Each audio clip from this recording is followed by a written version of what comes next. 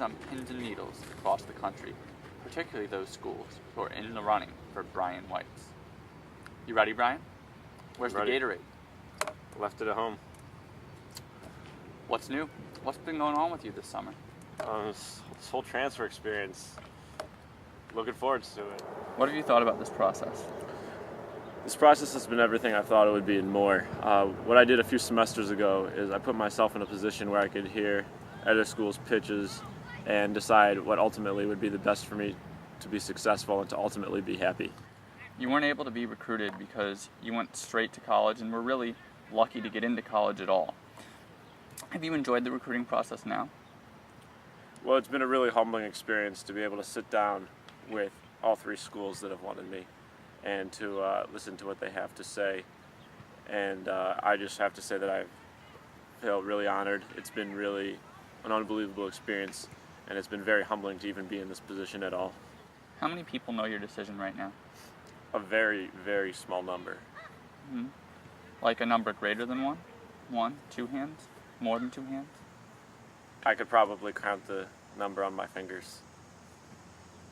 When did you It's decide? more rings than LeBron has, or more than LeBron has rings. When did you decide? I think I decided this morning. Well, I mean, I decided last night. It came to me in a dream, and it was just telling me that this was the right thing to do. And so I woke up, and I felt good about my decision. Oh, so you think God speaks to you? I'm pretty sure he was trying to tell me something. So the last times you changed your mind, that was yesterday? Well, I'd actually say it was in my dreams, and then when I woke up this morning, I knew it was the right decision for me. So the other two, on pins and needles, they don't know? Right, They'll be listening to this? right. Did you think it would be considerate to, tell people in advance? I What if your assistant coach and called and asked you for a ride when you were already at James Park? What would you do? Well, I think that that's part of the element of surprise that everybody's looking forward to watching me make my decision. Who in this process, Brian, have you taken advice from? And who's had the biggest influence? My friends and family, I've talked to a lot. They've given me a lot of good advice. My father, Eric Whites, has been great. But ultimately, what other people told me is that I have to make the decision. I have to live with my decision and make the decision that's what's ultimately going to be best for me. What was the major factor, the major reason in your decision? The major factor was the opportunity for me to be happy. Max, we've always talked, and ever since I've been young, being happy has been the number one thing. And I feel like this decision gives me the best opportunity for me to make others happy and for me to be happy myself. Mm-hmm. How deep of an evaluation do you have to go through that to figure out tomorrow, next year and beyond, that equation, that winning? One thing you can't control is that you never know. You like to think you can know, but until you actually go out and do it, until you put yourself in that position, you don't know.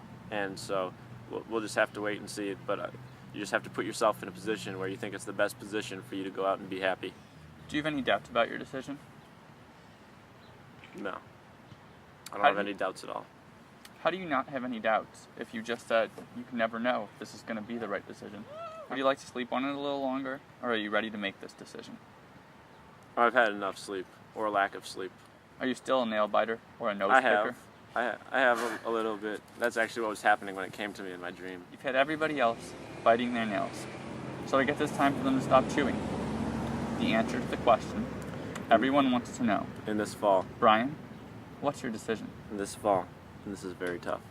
In this fall, I'm going to take my talents to Indianapolis and join the Butler Bulldogs. The Butler Bulldogs? That was the conclusion you woke up with this morning? That was the conclusion I woke up with this morning. Why? Like I said, I thought it was the best opportunity for me to be happy. Not just for me to be happy now, but to be happy in the future, and not just to be happy in the classroom, but outside of the classroom as well. Not just go down there, be happy for 5-6 hours, but be happy one day after another the whole time. How do you explain this to the people of Granville? Your sister? It's heartfelt for me. It's hard to explain. But at the same time, my heart, in the 2 years that I've given to that school, that city, it was everything. I mean, those 2,000 kids that came out and went to class every day, every day we went to class, they went to class. and they've seen me grow from an 18-year-old kid to a 20-year-old man. And I never wanted to leave Granville, and my heart will always be around that area, but I feel like this is the greatest challenge for me to move on. What was the major reason for leaving Granville? Well, it's not like leaving Denison is the whole logistic of it. It's about joining forces with the school that I think that I respect their school the most, and I feel like we have a great chance of putting my abilities and their abilities together to do something great. Like I said, it's a very emotional time for me. I know it's an emotional time for my fans back at Denison and the area. And if in a perfect world, I would never leave, but it's not. And I've done so many great things for that school, and it's done so many great things for me. But right now, it's best for me to move on. You want to join forces with the other?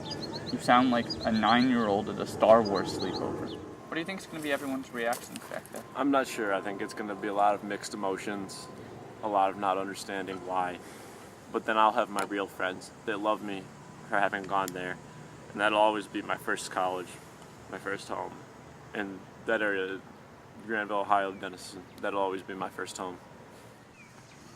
Ever want to go through this again?